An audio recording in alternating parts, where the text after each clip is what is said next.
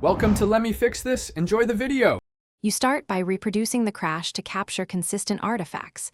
This matters because reliable inputs speed diagnosis. Once done, enable verbose logging and keep the exact app binary or symbols for that build. Make sure to gather OS build, library versions, and any user-supplied data that led to failure. You'll also preserve minidumps or core files and annotate timestamps. These let you correlate events and avoid chasing irrelevant noise while you move to the handler code.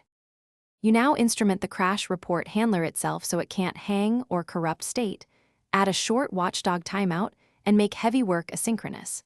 Verify symbolication paths and ensure unwind frames are resolved by checking symbol servers and local symbol files. Make sure the handler uses only async-safe APIs when running in process. This prevents secondary crashes. Once traces are captured, reproduce under controlled sandbox runs with deterministic inputs to confirm the handler writes complete. Consistent report. You finish by validating across versions and archs because some fixes mask platform-specific issues.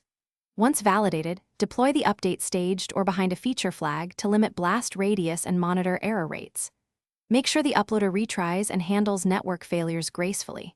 If problems persist, check permissions, storage quotas, SE Linux or app armor denials, and rate limits that might drop reports.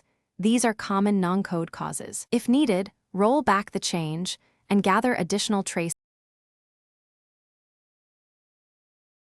Thanks for watching. If you found this helpful, don't forget to like and subscribe.